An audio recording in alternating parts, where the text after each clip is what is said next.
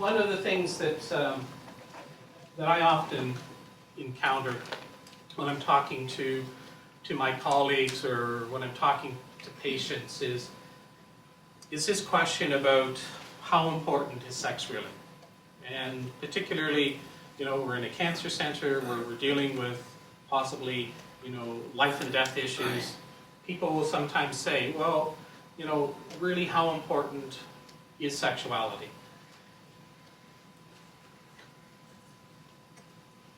And these are some of the things that I do hear from time to time. Why is he worrying about sex? Especially at his age. He should just be glad to be alive. Or she should be focused on getting the best treatment, not on how she's going to look or whether or not she's going to be able to have a baby. So you may wonder, well, who's saying these things? Well, I've heard versions of these things from healthcare professionals, from patients, as well as from their partners. So often the first thing that I encourage people to think about is for themselves, really how important is sexuality for them. And I can tell you where I stand on this issue. And that's that, unfortunately, most cancer treatments, and it's more the treatment than it is the cancer itself, can affect the way our bodies work sexually and our sexual relationships. So that's just kind of a given. And we can get into some of the specific ways that these cancer treatments can affect people. But that my belief is that people do have a right to information about how their treatment is going to affect them sexually and what can be done to manage those changes, just in the same way that people have a right to know in terms of chemotherapy, whether it's going to cause hair loss or affect your blood counts or cause nausea. And when I'm talking to healthcare professionals, I encourage them to think, we aggressively treat those side effects. We have good antiemetic treatments and we help prepare people for the possibility of hair loss, and we help people if their blood counts are low, and we inform people, and we want to make sure that people know that there's things that can be done. But even in 2012, within cancer care, sometimes sexual issues aren't addressed in kind of that routine way. And I guess one of the things that I've tried to do over the past, 25 years that I've been here is to ask people, why is that the case for healthcare professionals? And I guess one of the messages that I hope that you might take away today is this sense that, fundamentally we do believe that sexuality is something that people, that it's a legitimate concern for people, that people have a right to information around their sexuality and how the treatment might affect them, just as much as they have a right to information about, any of the other side effects of treatment. And the reason for that is that for many of us, our sexuality is a core component of our identity. It affects how we feel about ourselves, just our general disposition, our zest for life, and it affects our relationships with others. And when I say here relationships with others, I just don't mean with your sexual partner. Mike said, let you know that I work a lot with men with prostate cancer, and common effect of almost all treatments for prostate cancer is that men have a difficult time getting an erection. And so lots of those men, when I talk to them, they'll say that their relationships with other men is affected. You may wonder, well, how can that be? Well, they'll say that, that they no longer feel that they can enter into some of that kind of male banter that happens, in, whether it's at the bar or the pub or the locker room. And they'll say that even the relationships with other women changes, because some men like to tease a bit, and in a sexual way sometimes, or flirt, and again in an innocent way, and they feel that they can't do that anymore because it's disingenuine, because they feel that they're no longer a sexual person, and so to have any kind of to tell a sexual joke or some of that sexual banter that that we often partake in, that they feel that they have to be apart from that. And so they find themselves sometimes withdrawing even from those kinds of relationships. Now, before I go any further, though, I want to make one thing clear, and that's that I don't believe, and the evidence would support me, I think, that sex isn't necessary. I mean, there are people who choose to be celibate throughout their life, and they're healthy and happy in all ways. And there are couples who aren't sexually active, but yet have good, solid, intimate relationships. So I don't think that sex is a requirement.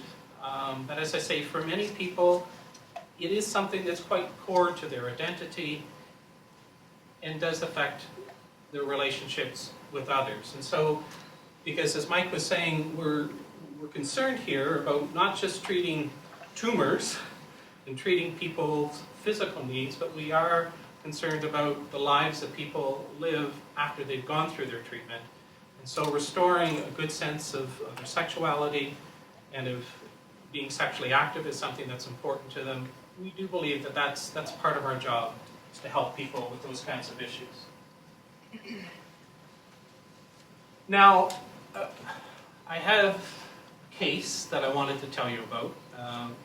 This is a couple who came to see me, and hopefully it'll get to some of the questions that you brought up, and some of them we'll have to specifically talk about because they may not come up as I tell you about this case.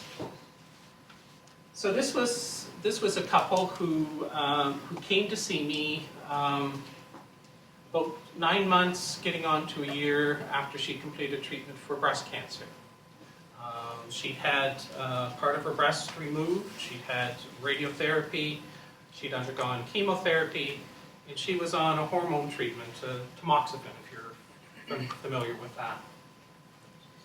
So when they called asking for an appointment in Psychosocial Resources, that's what they said the problem was, that they were nagging each other all the time. So they came into my office and they sat down, and I said, well, tell me what you mean by that you're nagging each other all the time. Well, he spoke up first, and he said, well, for example, last night, when I was trying to clean up after supper, and I was wiping off the counters, she came in and she immediately started to criticize how I was wiping off the counters, that I was getting crumbs on the floor or leaving streaks behind or something to that effect. And then she jumped in almost immediately and she said, well, let me tell you how he greeted me when he came in the door. He started in on that I didn't park the car in the garage right, that I brought it in too far or over too far or some such nonsense such as that. So I pretty quickly got an idea of how they weren't getting along and were kind of nattering at each other all the time. So tried to move on and asked them about a number of aspects of their relationship. And as I typically do, I said something to the effect of, lots of couples, when you've gone through treatment like you've gone through, do find that there's a change in your sexual relationship. How have things been for the two of you? There was silence, kind of like what we had here at the beginning.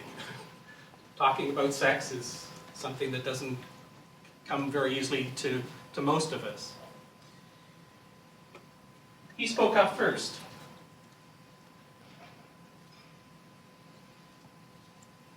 And he said, we really haven't been having sex. And he said, that he hadn't approached her sexually because he was afraid that she would think that he was insensitive to be wanting sex when she was going through all of this. And besides, he was afraid of hurting her. And then he went on and he said that he was concerned that by not approaching her sexually, that she might interpret that as him not being attracted to her any longer. And he went on and he explained that that was the furthest thing from the truth. That when she was first diagnosed, it reminded him of how much he cared for her, how important he was to her, and you know, the loss of her hair and the body changes really didn't matter to him at all. And they talked a little bit about how actually, when she was first diagnosed going through treatment, they never felt closer in their relationship. They really pulled together and you know, saw the cancer experience as a we experience. And that was one of the reasons that they were so concerned about this nattering at one another, because, you know, they, in their words, that they thought they'd learned the lessons of cancer, and now it felt like they'd forgotten those lessons. So she went on and she explained that really she hadn't had that much interest in sex. She said that most of the time she felt so tired that the mere thought of having sex was just overwhelming to her. And then she said, on those rare occasions when I do have enough energy, you know, I begin to think, who would really want to make love to a woman without any hair, has a red and swollen breast, and looks like a skeleton? She'd lost some weight through the treatment. And she let me know that they had tried to have intercourse on one occasion after she completed her chemotherapy, and that she was dry, her vagina was dry, it hurt. And now she was afraid that having intercourse would hurt her. She knew it upset her husband, and that he didn't want to hurt her. And that was her way of helping me understand why they weren't being sexually active. And she went on and she said something very similar to what he did, that she really missed being close, and that if anything she needed that closeness more now than what she ever did. She needed the affirmation that he still loved her, was still attracted to her, and that this was something that was very important to her, but she was afraid to reach out and ask for it. As the couples talked and they started to explain this part of their relationship, I could see them kind of let down, relax a little bit. And I pointed that out to them. I said, you know, you seem very different now than when you first came in and were telling me about the counters and the garage and all of that. And they kind of smiled and said, you know, yeah, it's good to finally be able to talk about these issues. We knew it was something that we needed to talk about, but we didn't know how to talk about it, and just kind of getting it out was a relief for them. Now it finally dawned on me that, okay, here we are talking about their sexual relationship. They came in talking about how they were arguing, and I wondered, okay, have we got off track here? And that's what I said to them. You know, we've kind of moved on from the concerns that brought you in. We're talking about your sexual relationship. Is this really what you want to be talking about, or should we get back on track?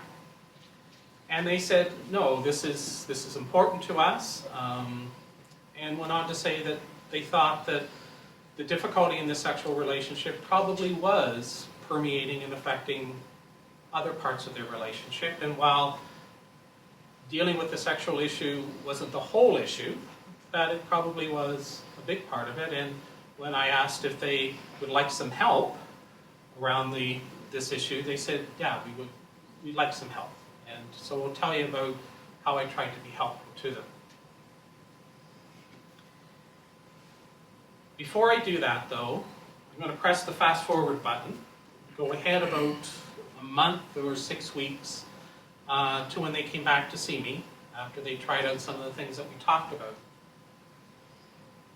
When they came into my office, they seemed like, again, a very different couple than when they first came in. And you know, they were looking at one another, they were reaching out and touching one another, they were kind of joking with one another. And again, I pointed that out to them. I said, you know, you guys, I mean, you seem like a different couple. And their expression was, we're back. And I said, well, help me understand that. And they just kind of laughed and shrugged and So I couldn't help teasing them a bit, and I said, well, is it because he's finally learned how to clean up the kitchen properly afterwards? And she smiled and she said, no, I know he's doing his best, and I really appreciate that he's trying to help out more around the home now, and it's really nice that he's doing that, and that's okay. And I turned to him and I said, well, has she learned how to park the car properly in the garage yet? And he again kind of smiled and shrugged his shoulders and said, well, you know, as long as she gets it in without hitting anything, then I'm happy. I thought, well, it's a bit of a dig there. How's this going to go? And they just smiled and just carried on. And so I asked if they'd been able to carry through with the things that I suggested, and they said that they had. And I said, well, really, how much of a difference did that make in your relationship? And they said it made a huge difference. That coming together physically, having that part of their relationship where they felt that there was hope again, that they could enjoy the physical part of their relationship, allowed them then to begin to talk about some of those other issues in their relationship that had been essentially put on hold while she was going through treatment. And I tell you about this couple because it does illustrate a few points, but one of the points here is that for this couple, you know, I think they're fairly typical in the role that sexuality played in their relationship. It wasn't the glue that was keeping them together, but it was more of a grease, I guess, that kind of helps the gears of a relationship mesh a little bit better and run a little bit smoother. That, you know, when we are feeling good in terms of our sexual relationship, it does help smooth out some of the other rough spots that we all have in our relationships. And there's a saying, I don't know whether you ever have heard the saying that, you know, when things are going well sexually in a relationship, sex accounts for about 10% of the relationship. But if things aren't going well sexually in a relationship, it can affect about 90% of what's going on.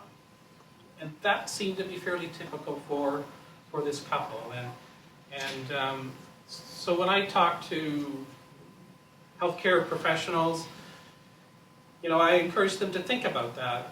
You know, again, starting where I started about where sometimes we think as cancer patients or partners, you know, sex, you know, if it's not a priority, or, you know, if somebody thinks it is a priority, then they've got their priorities mixed up. And, you know, I think it's hard in our lives to say really what is a priority, but when we have things in balance, then everything in our life tends to go a little bit better. So I just want to acknowledge, here I'm talking about a heterosexual couple who are committed to one another, but we have a lot of diversity. You know, I tried to find out a little bit about you folks, but, you know, I do recognize not everybody is in a relationship. Not everybody was raised in a Western culture and has the same values around sex. And I recognize that as difficult as it is to deal with sexual issues when you're in a committed relationship, if you're single, there are some additional issues there. Lots of single people who come to see me, they worry that they've got to keep cancer in a closet because it's a skeleton that if they let it out, it's going to scare away any potential suitor. And that this is real fear that I think all of us have, whether or not we have cancer, that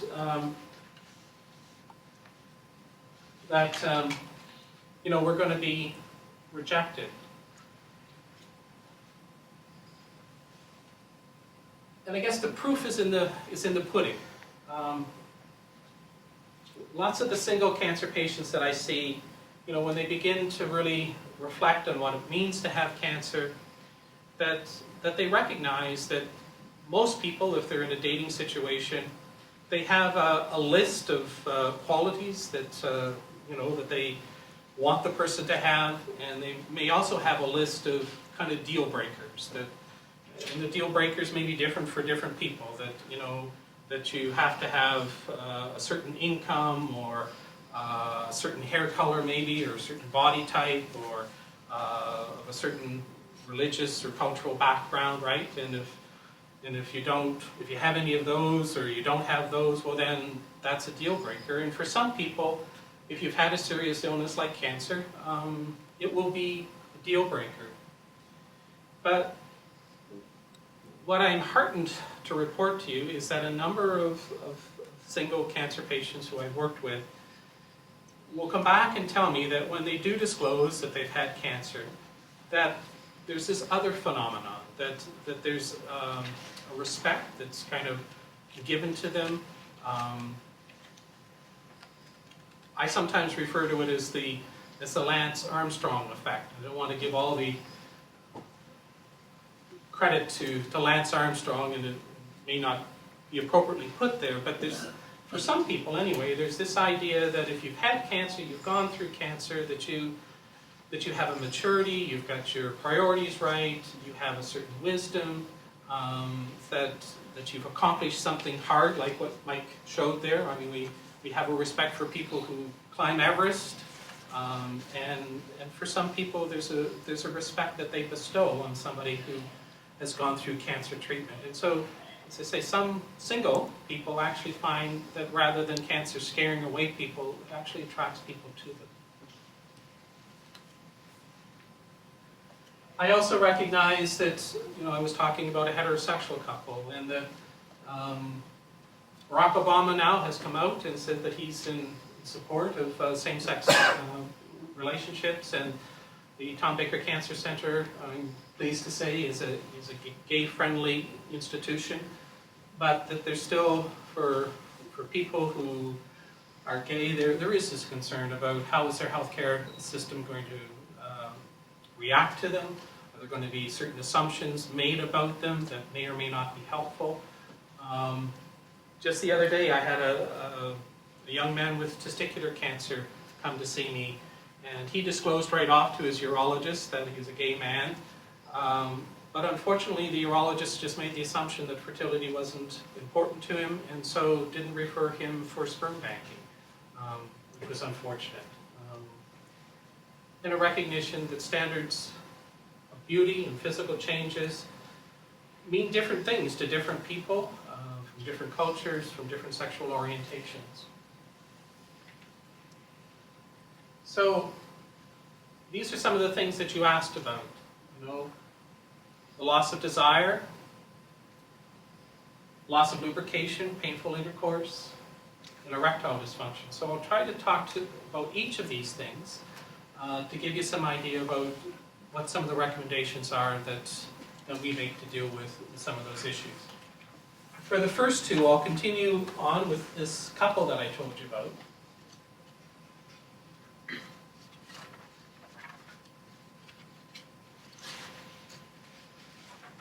So with them, I started to talk about how does the body normally work sexually.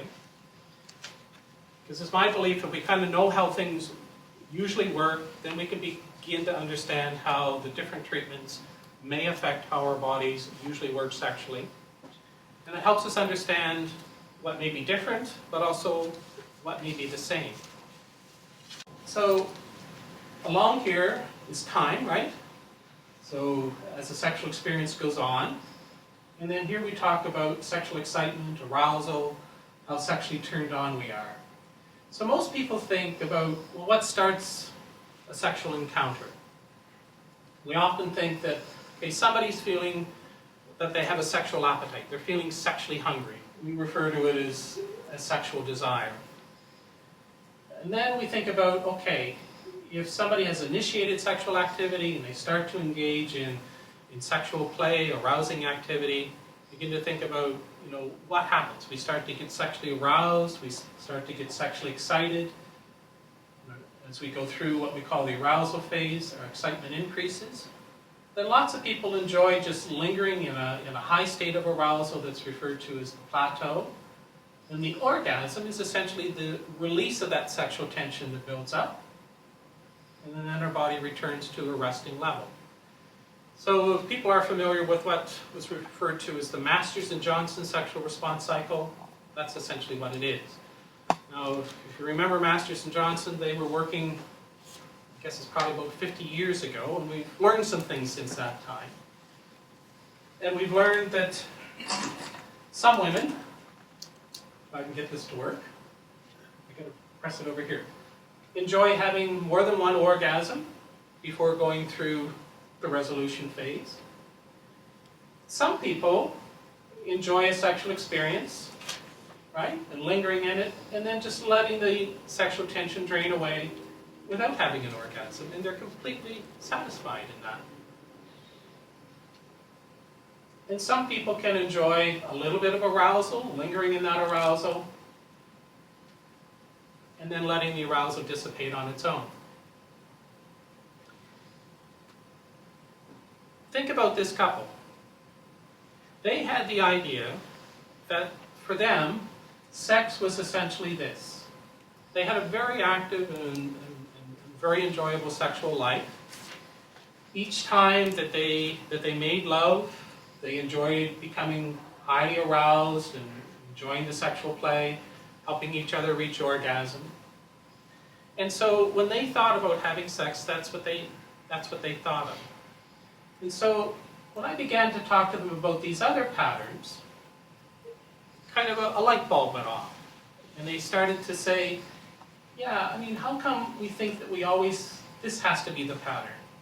You know, she talked about how sometimes she didn't have a lot of energy. Well, she didn't have a lot of energy for this, but for that, she had some energy. The other thing that we talked about was how in lots of relationships, particularly in relationships where people have been together for a while, that what motivates couples to initiate sexual activity is not necessarily because somebody is feeling like they have a sexual appetite. That in many cases, I don't know whether you can see this, that what motivates people is the desire to be close, to be emotionally close, okay? And then the other one would be receptive, what we call receptive desire. So you're not maybe feeling particularly in a sexual mood, but your partner approaches you because they're wanting to be close. And if you're open to that, then you may start to engage in some sexual activity, and you may find that arousal happens. What we find is that when people go through a cancer experience, think about this couple or think about your own situation, that there's hesitancy here about approaching, initiating sexual activity. You heard from him, he was reluctant to initiate sexual activity because he didn't know whether she was going to be receptive. You know, is it okay to approach her sexually when she's going through all of this? And because they had this idea that sex had to end up in intercourse, he didn't want to approach her because he didn't want them to have intercourse because that was painful. That wasn't pleasurable. It wasn't lovemaking. And she used to initiate sexual activity in the past, but again, you see what was standing in the way of her initiating sexual activity was her fatigue was one of the things, but also because she questioned whether he was still attracted to her because her body had changed so much. And so nobody was initiating sexual activity. And so with this couple, just encouraging them to think about this, to reflect on how things have changed, opening up that conversation was very helpful for them in thinking about, okay, you know, how do we get beyond this?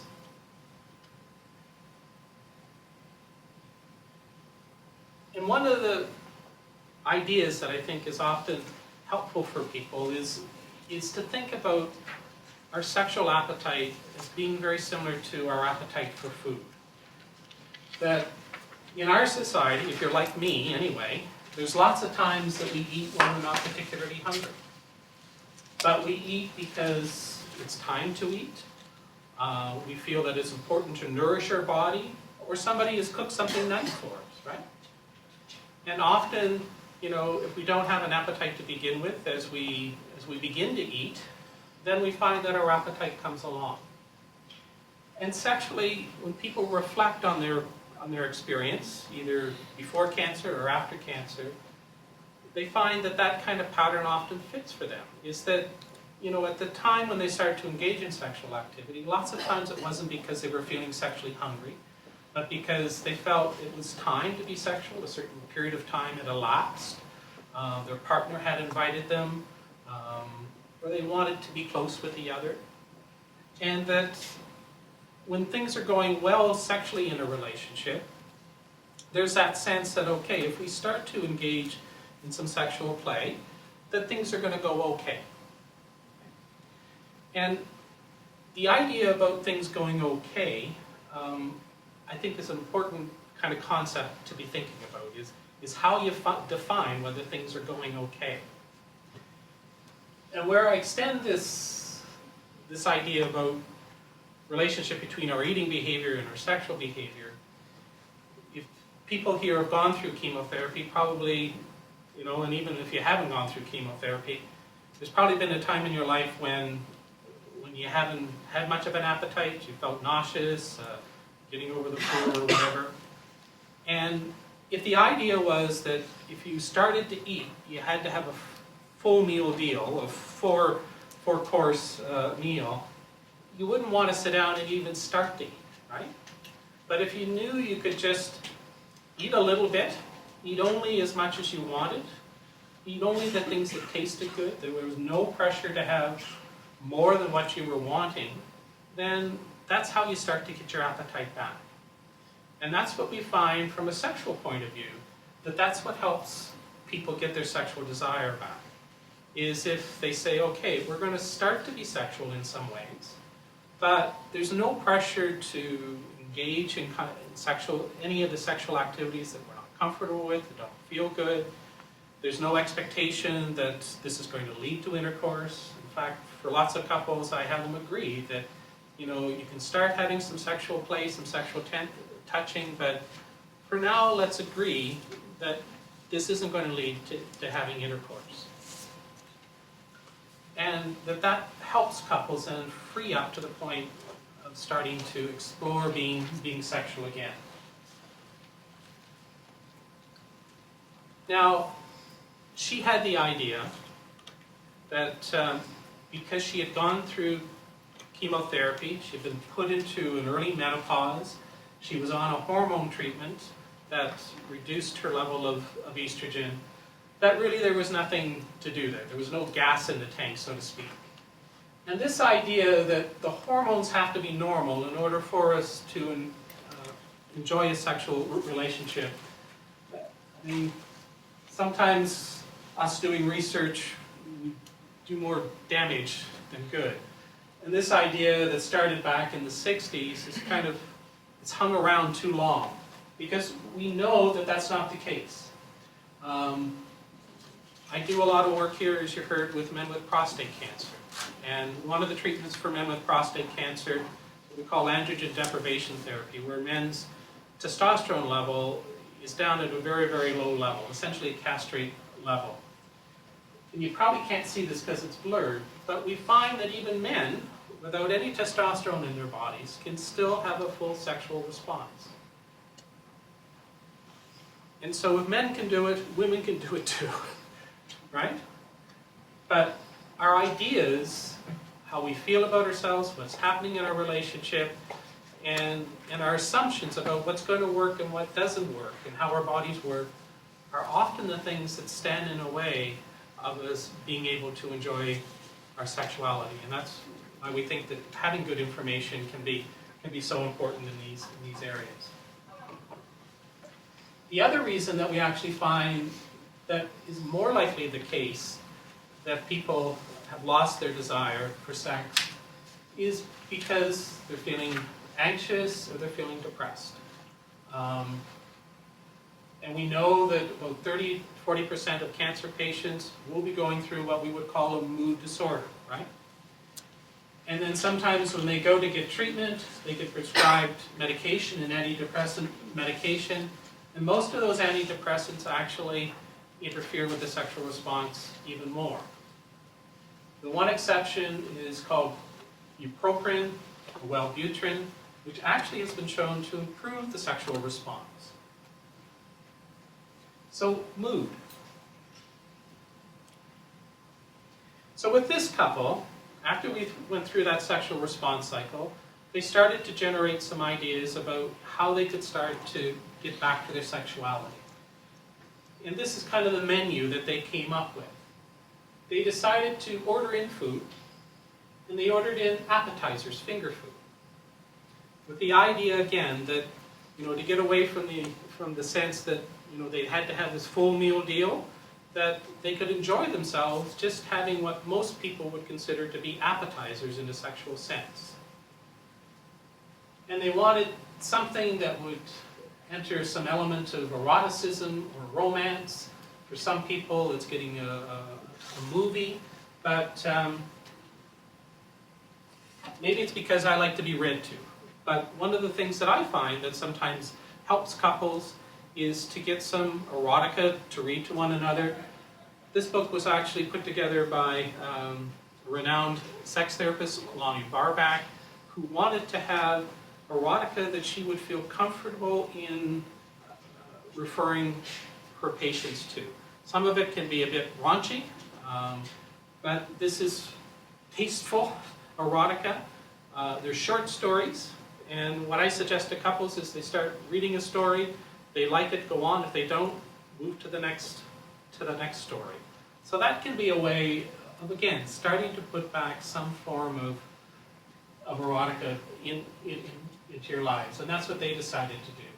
Putting on music can set the mood. Having a bath together. She was uncomfortable with how her body looked, so she went out and she actually got some really nice silk PJs so that she felt a little bit better about her body. They wanted to have some touching, so we talked about sensual touching. For them, there was an agreement that the touching wouldn't include the genitals or the breast area, but they would explore touch throughout the body. And they agreed that even if they became aroused and they wanted to go further, they wouldn't. Because remember, when they tried to have intercourse, it was painful. And I'll tell you about the suggestions that I gave her to work on so that she would be able to have comfortable intercourse again. But we agreed that they weren't going to go there because what had happened in the past was that was painful, it didn't go well, and it spoiled the situation. So to create a safe environment for both of them, they agreed, no, we're just going to stick with this menu and just giving each other sensual touch. And they dimmed the lights again to help her feel a little bit more comfortable. So with the vaginal dryness,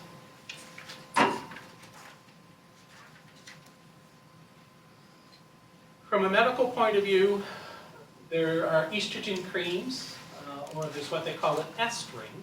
So that's a ring that's placed at the top of the vagina. And so if women, when they're sexually aroused, are still dry, using a local form of estrogen can help nourish those vaginal tissues. In many cases, what I find is that if couples take the time, if you've gone through menopause, if you've had pelvic radiotherapy, the arousal will probably take longer than what it did before. If it took you 15, 20 minutes of sexual play to get aroused, it's probably going to take, double that amount of time for the blood flow to come into the vagina, into the labia, for the lubrication to happen. But in some cases, it still won't.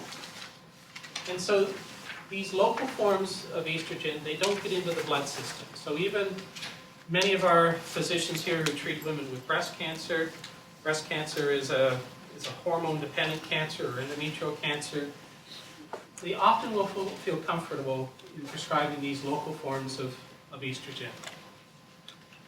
But the good news is that there's a treatment for vaginal dryness that works just as well as the hormonal treatment. So it's vitamin E, either taken by mouth, or you can put a pinprick in the little capsules of vitamin E and rub it into the labia, in the opening of the vagina. There's Replens. That's a vaginal moisturizer. We recommend that women use 2 or 3 times a week. There's pelvic floor exercises. Some people know these as Kegel exercises, and the use of water-based lubricants. If you want, you can email me and I'll send you a handout describing in a little more detail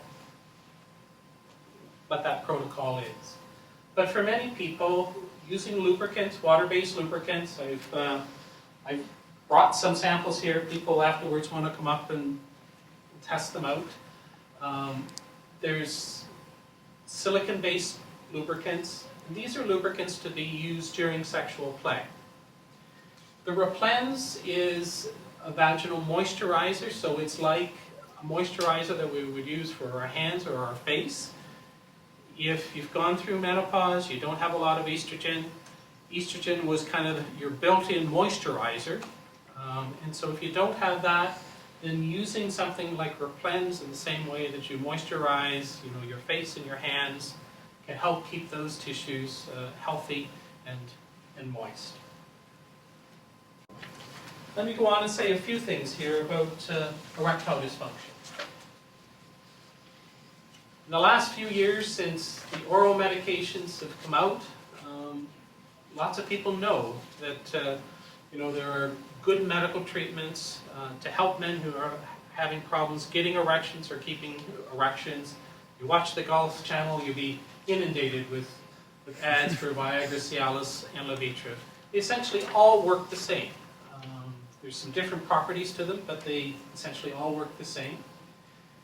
Lots of people, if they have pretty significant erectile dysfunction, the oral medications unfortunately don't work very well for them.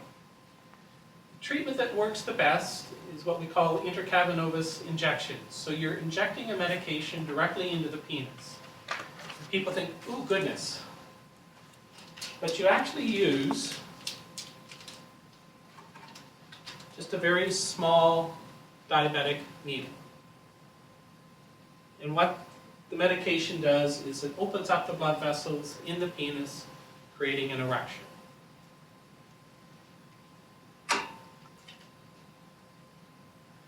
There's also what some people would refer to as the natural approach, which is the use of a vacuum erection device. So this is what it looks like. Penis goes in here. This is a little hand-operated vacuum pump. So as you pump, you're drawing air out of the cylinder, and you're creating a vacuum, or you're drawing the blood that's there in the body down into the penis. Once the erection is created, there's a ring that's placed around the base of the penis and to hold the blood out there. When you're through with the erection, you just slip the ring off. And we actually sell these pumps through the Cancer Center. And failing any of those working, there's surgical implantation of a penile prosthesis. So there's lots of ways to help men who are having problems getting erections and who are wanting to have intercourse to be able to have intercourse. But what we find through our research and other people have found is that even when couples find a treatment that helps the man have an erection sufficient for intercourse, as you see here, about 50% of those couples will stop using that within a year. They'll stop having sex altogether.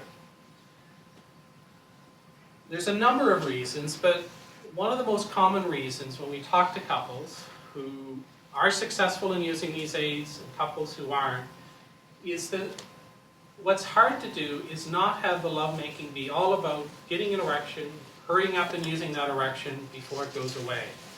So the fun goes out of the relationship, the focus on just pleasuring one another, relaxing and enjoying each other. That often goes away if the focus becomes all about, let's get an erection, let's hurry up and use it. And I'll tell you that we've been putting together workshops to actually try to help couples more successfully integrate these aids into their lovemaking so that they can use them and still feel that the sex is good sex for them. The other thing that I point out to men who are having problems with erections is that you don't need to have an erection in order to have an orgasm. And for lots of men, because, you know, they've always become aroused, they've always got an erection, they've always gone on to have an orgasm. There's this idea that if they don't get an erection, they're not going to be able to have an orgasm. And so, again, going back, thinking about how our bodies work can sometimes help men understand this, that an orgasm is essentially a pelvic sneeze. So think about what a sneeze is and how a sneeze works. That if you get a tickle in your nose, your face kind of fills up, right? There's tension that builds up and builds up and builds up, and then achoo, you let go of that tension. So an orgasm, remember back to that graph, is a build up and build up of sexual tension, and then the pleasurable release of that tension. If you have a cold, you have a wet sneeze. If you don't, you have a dry sneeze. So if you've had some kind of treatment that has affected the prostate, which is the gland that produces the fluid that's ejaculated, you end up with a dry orgasm. But in the same way that wet sneezes and dry sneezes are still sneezes, a wet and a dry orgasm is still an orgasm. And so we sometimes get this idea, and men seem to be more prone to this than women, is that if we're having a problem in one aspect of our sexual response, like if we can't get an erection, it's like those old Christmas tree lights. I can remember them as a kid. It was my job to put the Christmas tree lights on the tree. And if one of those bulbs burned out, right, you might as well throw the whole string out if you couldn't replace or find that bulb. But the way our body is organized is more like these. Now this is old, but at the time, this was a big breakthrough, right? Where if one bulb burns out, the rest of the light bulbs can still come on. And that's how our bodies work sexually. So the saying that I have here is that even if one light bulb goes out, you can still light it up. For many couples, there are some things that they need to talk through in order to really know where the other one stands, you know, about whether you still excite one another, you know, with the changes, whether it's okay to have orgasms through hand or oral caressing if intercourse is impossible. What about the use of these vaginal lubricants? How can you use them so they, you know, they add to the lovemaking, that they don't take away? If there's been changes in fertility, you know, what's the meaning of that in the relationship? Somebody has lost a breast, is it still okay to stimulate the other breast? You know, and what's the effect of uncertainty of having cancer? How does that affect the relationship? So for couples, they may think about, well, what are some of these things that you kind of intuitively know need to be talked about, but maybe are difficult to talk about? One of the things that in our workshop that we encourage couples to think about is, what is it about sex that they value? And we ask couples to first think about, to what degree do they value sex for the physical pleasure? Sex is going well, it feels good, right? What we would call the physicality of sex. So ask couples to say, you know, to mark on this line, you know, you value sex for physical pleasure high, you put a mark up here. If it's low, you put a mark down here.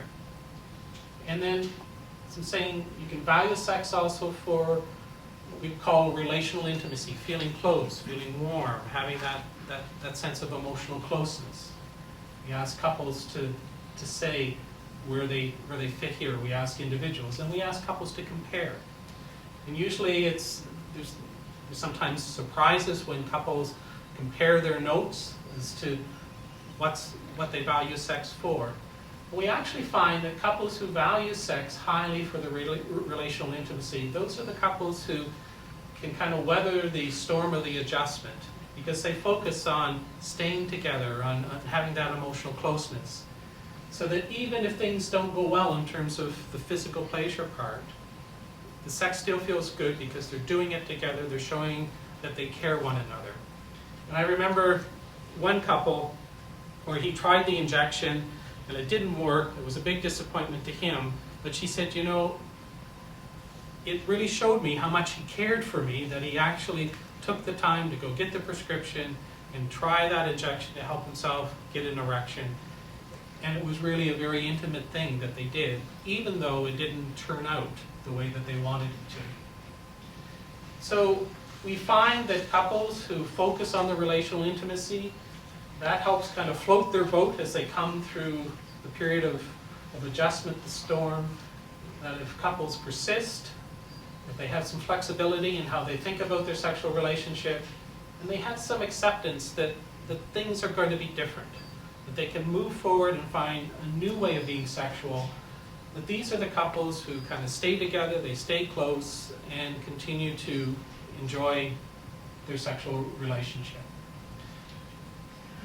But then there's a whole bunch of books here. Our library has many of these books that have really good information for them. The American Cancer Society has a good web page where they have detailed information: sexuality for women with cancer, sexuality for men with cancer. Locally here, your oncologist, your oncology nurse, good sources of help.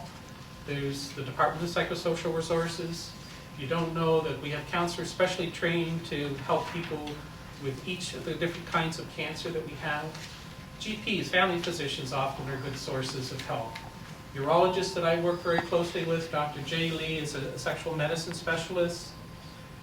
We have a Department of Gynecological Oncology here, and our gynae oncologists will often be of help to patients, even if they don't have gynecological cancer. And then in the community, there are 3 gynecologists who have special training expertise in dealing with sexual issues. This is the workshop for men with prostate cancer that I told you about. Sometime we'll probably open it up to other couples. And for fertility, we have one of the best fertility clinics, I'm told, in the world here, with the highest success rate. And here are some of the websites that I feel comfortable in recommending to people. So they're all in your handout there. So in summary then, going back to the beginning here, that I believe that we have a right to know how treatment is going to affect us, and at least some help in managing those changes. That we do need to break the silence, that raising questions, concerns with your healthcare provider, if they can't help you, it's their job to find you some help. And then at home to have these kinds of conversations. Remember that sexual pleasure is always possible. Keep the focus on intimacy, and be flexible about new ways of being sexual. And that's it. And that's it.